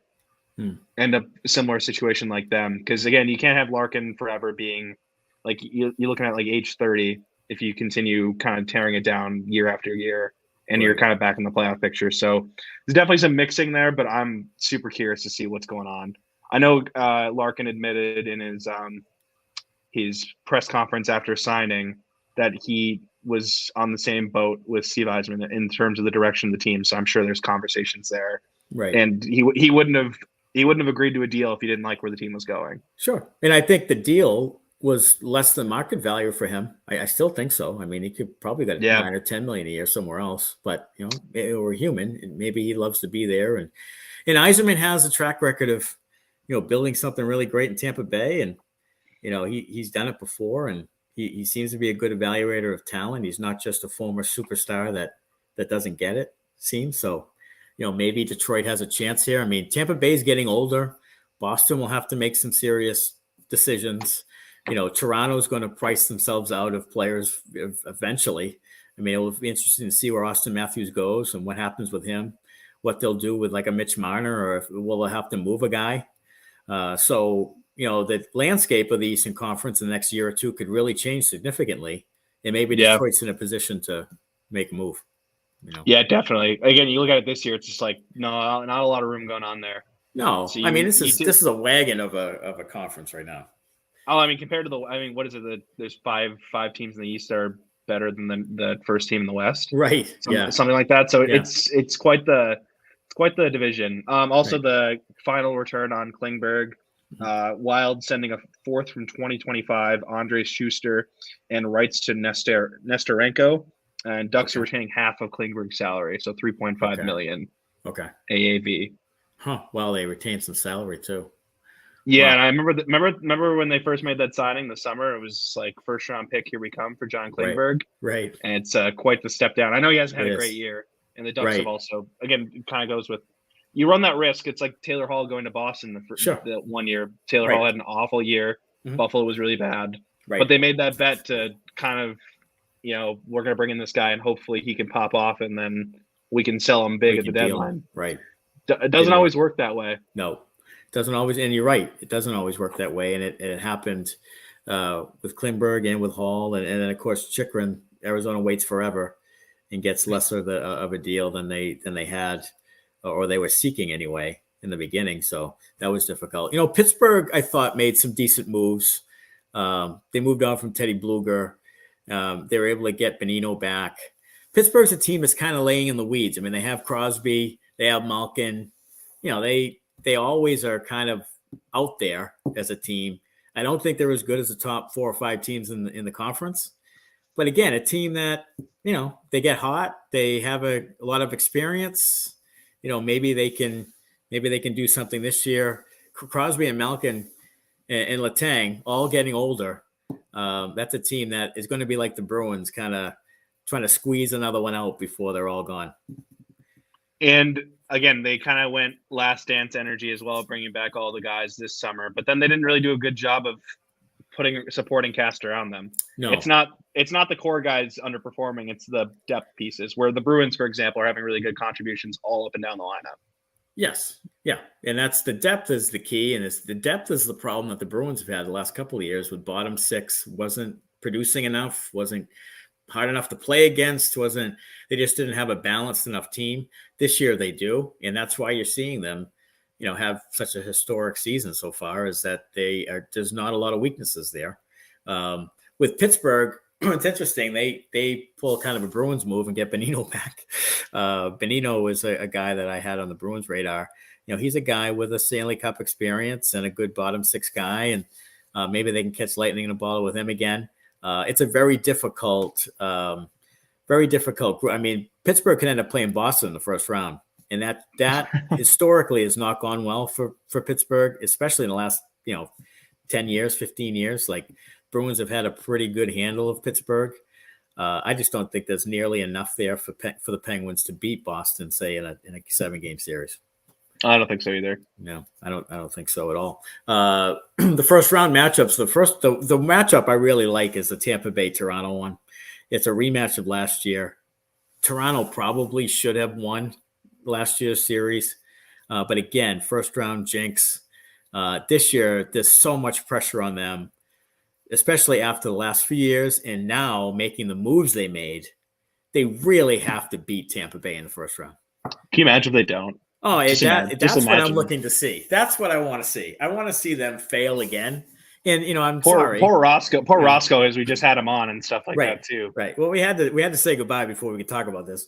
But I think that Toronto, I would like nothing more just to see the reaction if they lose, and what they would do as an organization if they do lose. Would they move on from a Marner? Would they really change the nucleus in the Tavares even? Like, would they do that?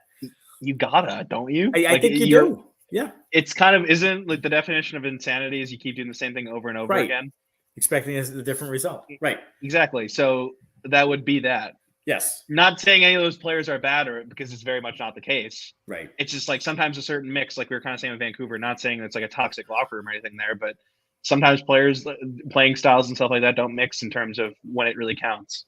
Right. And I think it's a psychological piece. I mean, if you 100%. keep hearing people saying you're going to fail, then you're going to fail. If it becomes like game 7, you're going to fail because you have heard about it over and over and over again. And that nucleus hasn't done it. And it's been a colossal disappointment. And I think they'll beat Tampa Bay this year just because I think they're just too good for it now. And they're really talented right now, and they should win that series. But look, if their goaltending fails and they're playing musical goaltenders, that series could go a bad way again. Yeah. And it's, and that's what their Achilles heel has been. I think they showed up the defense a little bit, but I like their D personally. Yeah, I like it now. I sure they don't have that number. Like I don't think Riley's a true number 1 in the NHL. Right. But you have a bunch of really good 2s and 3s. Yeah, you do. Which, I mean, in the playoffs, a lot of times depth is really where you win that. Right. Again, like for example, in like Tampa Bay example, if they like Hedman goes down, you're all of a sudden it's a whole different series, right? Right. So also the Leafs didn't make any more additions today, but they've left enough cap room to activate Matt Murray from LTIR and then also sign their top prospect Matt Nyes to an entry-level deal, who's reportedly going to make the lineup, possibly play in the playoffs, but I don't know. That's a hard thing to do to a kid who got drafted in 2021 to just throw him in. Right. Yeah. Especially especially in that environment where the team is really, needs to win, dying to win. And that, with the Toronto fan base and the media, and man, to put him in there that's asking for trouble, I think, especially I don't think I would be for that. Like I wouldn't really. Again, I think Matt Murray's. I'm talking about Matt Nyes. I think Matt Nyes is a good prospect, but again, sure. I think it's unfair to just throw him to the wolves like that.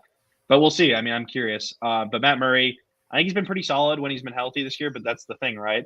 Right. He's never healthy. He's never healthy. Yeah. So it'll Who be. else? Samsonoff. Samsonoff's the backup. He's been pretty good this year, actually. Yeah. He's been pretty good this year. Nice little pickup from the Maple Leafs this summer. After he wasn't qualified by Washington. Right. So definitely a team that I'm super curious to watch. Again, I think I would take Toronto in the 7-game series over Tampa. I think that might be a little bit of a hot take in terms of like if I had to put money on it right now. But again, they do have the demons, and it would be a lot funnier if they didn't. I do. I would put money on it, and the reason why is eventually you do win, and we've seen it a lot in sports where eventually you exercise those demons, and I think Tampa Bay is a little vulnerable. They're not as good as they were. Nope.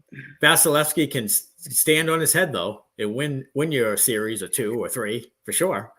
And that's the type of way that they would beat Toronto now is to keep them from scoring. So that could be, but I think that Toronto is just too skilled now, too much talent, too much depth, a little bit better defensive core. And I think they should beat Tampa Bay. I'd say they'll win that series in 6. Yeah, I'm kind of with you. That'd be like similar. As long as I can avoid the game 7, I think that you're all set. Right. And I think that you set up a second round series with Boston, right? That would be that'd be awesome. That'd be awesome. Just an amazing, just from playing just a while ago, maybe 2 or 3 weeks ago when Toronto came into Boston, just the skill level all over the ice and just the level of hockey was just astounding. And to get that for a 7-game series with that intensity in the history that they have. I mean, Boston and Toronto is the new rivalry. It's not Montreal anymore for Boston. It's definitely Toronto. Rivalries definitely. It's so weird, like how rivalries over the years have kind of been misconstrued in the sense of like people will be like, oh, like Detroit and Chicago. I'm like, well, they're not playing meaningful games. Right. You need to have 2 teams that are competitive at the same time to have a rivalry. I feel like that's what makes a rivalry special. Mm-hmm. I know there's like the certain like Battle of Alberta and stuff like that when you're really close, like same state kind of thing. But in terms of like playoff rivalries, there's like they're built so much different.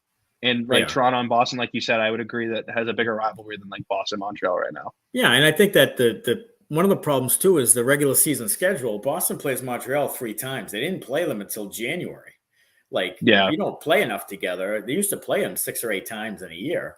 Now you don't play them much at all. And then Montreal hasn't been very good. So I don't think they played in a series together since like 14, maybe. Right. So that's the other thing, Yeah, it's the way that the NHL schedule is kind of set up is it's I get it that every market gets accounted for. Like for example, like a kid in Dallas or a kid in like Florida can watch Connor McDavid play once a year, right? And if it wasn't that way, like if you wanted more divisional games, those games would be sacrificed, and maybe a kid doesn't get to see him for 2 years. Right. So I know that's like their thought process behind it, but again, it does take away from rivalries. Yeah, and I think your rivalries are your bread and butter. I just think so. I think that the league has done a little bit too much catering to off-market teams, quote unquote, and taken away from the core of what makes it great and what made the NHL great over the years was their original 6 and their old, long-standing traditional teams. And I think that they do a little bit too much catering toward that the areas that just don't follow hockey all that much. And it irritates me when a team like Carolina beats Boston in the playoffs because you don't have any history as a franchise. Like that's not a hockey hotbed, Raleigh, North Carolina. That's what really kind of irks me about it when the Bruins lose to a team like that. Years ago, they lost to Florida when they had Vincent Lecavalier, or Tampa Bay rather. And they lost to Florida one year, like years ago. And I'm like, come on, dude. Like that's not a hockey hotbed. They don't deserve to win. So that's kind of how I feel. Bruins legend Anton Bleed gets traded to the New York Rangers. Oh, Bleed to the Rangers. This is the second former Bruins legend, Anders Bjork, was traded to Chicago yesterday. Yeah, it's a minor league deal. Yeah. Gustav Reindl, I think that's how you pronounce it. Okay. From the Rangers going back to the Avs, but I thought you'd find that a little entertaining as well. And I do, and here's why. Bleed is the one guy who many Bruins fans still believe got a raw deal in Boston. Like they thought he really deserved more of a look there. And Bleed never really scored all that much. Like he kind of skated around. He'd hit a guy. He'd be fairly physical, but he wouldn't offer enough to keep him on the roster. He was drafted in 2013, 10 years ago. I know it's crazy. Yeah, 10 years ago. I was looking at that too, because I remember him last year, like when he'd play, I'm like, how old? I mean, I feel like he's like 23, something like that. You felt like 26, 27. Right. You felt like it was a prospect, and he was drafted 10 years ago, and his ship has sailed. And Bjork was a guy in that ridiculous Hall trade that went to Buffalo, didn't do much, gets traded to Chicago. Here's another guy out of Notre Dame who was a decent college prospect, and then just never really brought enough of it. The Bruins have had, 8 to 10 of those guys. Carson Coleman, like just guys in the bottom 6 that never really, a lot of the blame gets put on Bruce Cassidy, but I put it on the fact that those guys just weren't NHL players, and it's been proven to be true. Like the only Carson Coleman's played a lot this year. Yeah, he's played for Seattle this year. Yeah, but no, Winnipeg. Winnipeg. Yeah. Actually, hold on. No, he was with Seattle. He's in Winnipeg now, I think. He's in Winnipeg now? Okay. Yes. But yeah, I mean, that's Frank Vetrano is really the only guy that's really put up a lot of, decent numbers since moving away from Boston. But he's another guy. No one misses him. I mean, the Bruins are 48-8-5.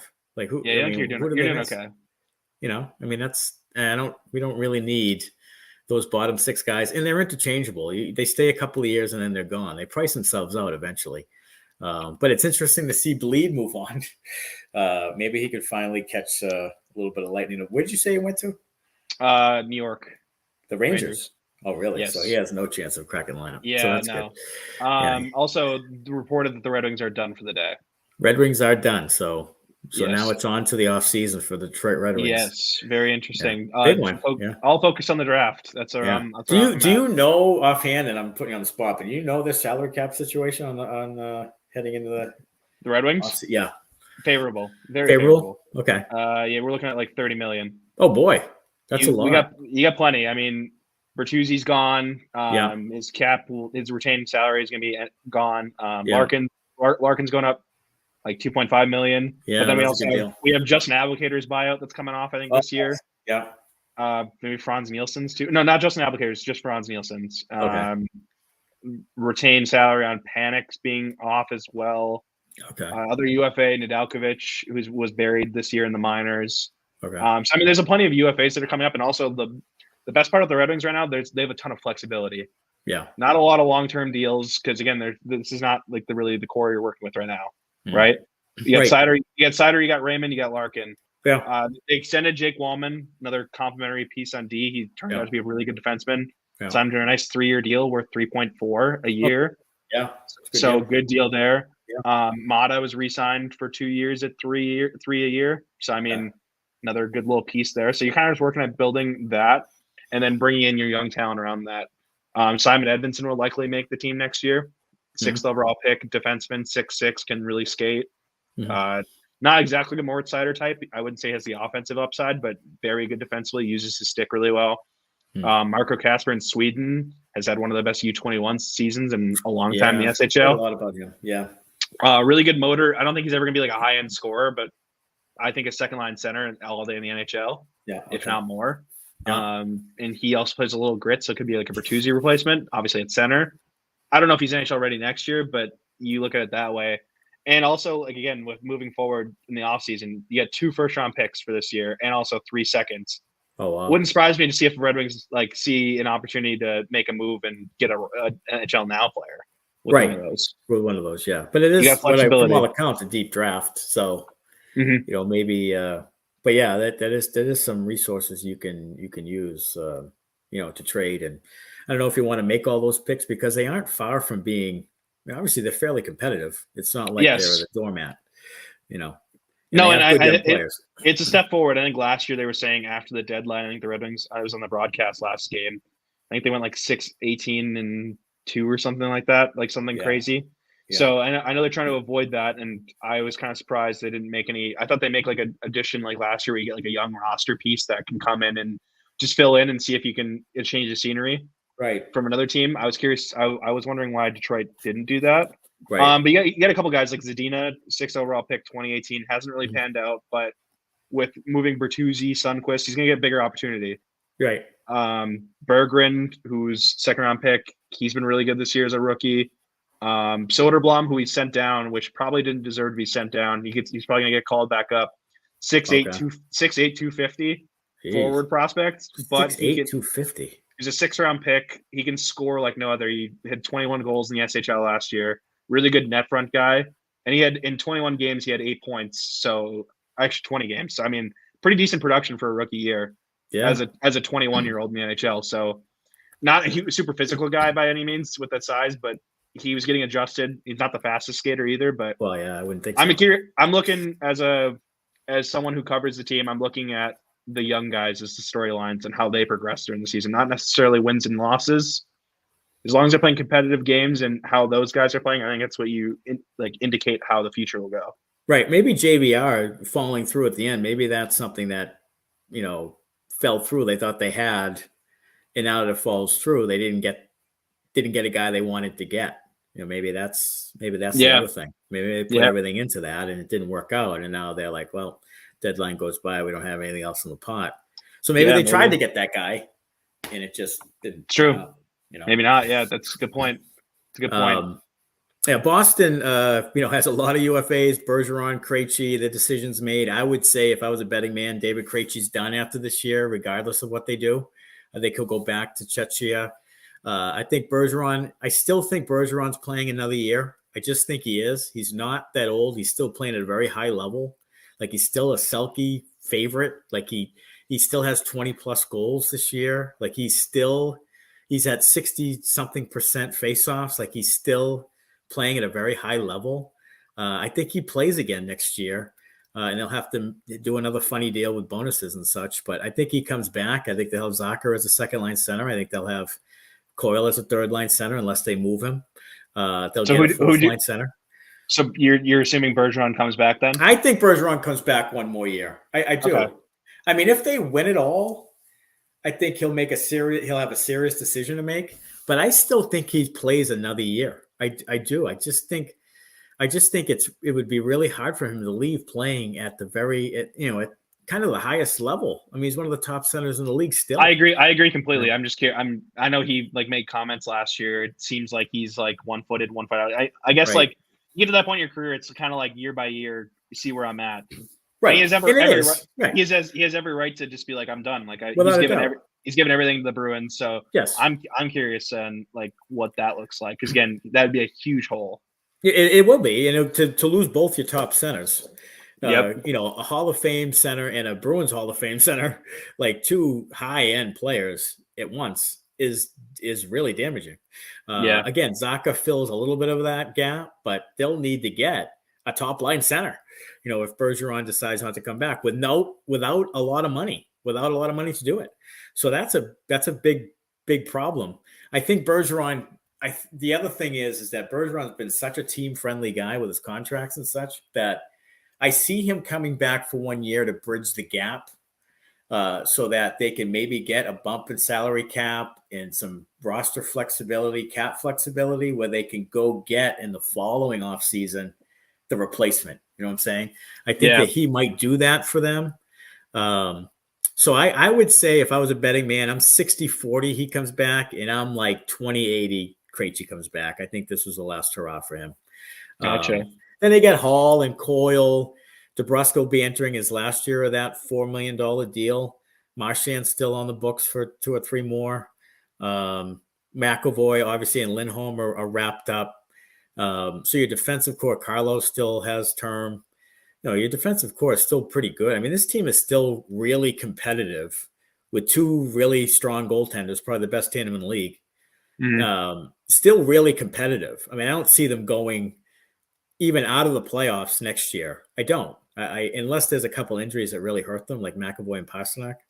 I don't see them missing the playoffs. They may be down 6, 7, 8 seed, but or wild card, but I don't see them completely, falling out of the playoffs next year. But it is going to be interesting to see how they fill the gaps in with all the UFAs and RFAs they have, especially in the bottom 6. Foligno's gone, Nosic's gone. There's a lot of guys in there that are. Clifton's gone. Maybe they move on from Grzelcyk. There's some guys with a decent salary hit and term that they could trade. Grzelcyk might be a candidate. I think he is a candidate. Coyle might be a candidate. I mean, his no trade changes as the years go on. He's not now starts submitting team lists, so they could trade him now, and they might in the off season, especially if they win. I think they'll be a little bit more aggressive of moving roster players around if they win it, obviously. And if they don't, they go like, say, the Eastern Conference Finals or the Stanley Cup Final and lose, then maybe they try to squeeze one more year out of it. I feel like we've been saying that for 6 years, but I think they do it again. Right. There were some I didn't mean to interrupt, but there was some updates with the Red Wings. Okay. So they emergency recall Alex Nedeljkovic. It sounds like Billy Husso got hurt in practice today. Oh man! So that doesn't sound great. No.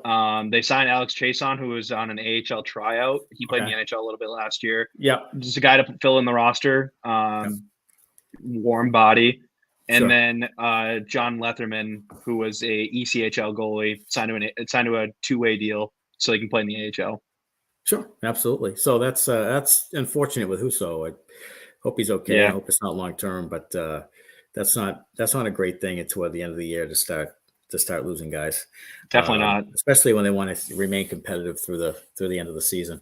Yeah, he's kind of been the MVP this year, so it's a little bit definitely it'll be interesting to watch throughout. So it kind of looks like we're slowing down here in terms of trade. So it might be a good time to wrap up. So I think we will. Yeah. So the Production Line podcast, that's a weekly podcast you guys put out for the Red Wings, and you can find that on all podcast platforms. You can go to InsideTheRink.com and also download the Inside the Rink app to get all the information from around the league, the NHL, the ECHL, the PHF, and so forth. A lot of hockey coverage on there with some great writers and other great podcasts as well. We appreciate Roscoe and Jason coming on and joining us, and you for listening and watching on the Inside the Rink social media. And again, go to InsideTheRink.com for great hockey content, and listen to the Bruins Benders podcast. We're going to have a special episode Saturday night after the Bruins Rangers game, because we can't wait a week after all the great news that the Bruins will come out with. So, Garth, it's been fun. Yeah, and, absolutely. Good luck with the pod, and maybe we could talk Bruins wings some year. Next week, back to back next week. Oh, back to back next week. Let's do it. We'll get you on. Saturday, Sunday. I will be at TD Garden to the Saturday game. Will you really? Yeah, I will. Oh, excellent. Yeah. I haven't been to a Bruins game in 6 years now. And it's really disappointing, but the tickets are so expensive. Yeah, for sure. We'll talk about it. We'll talk about it off stream, but yeah, definitely. All right. So thanks so much, Garth. Yeah, absolutely. Thank you. All right, folks. Have a great day, and join us on InsideTheRink.com. See you guys.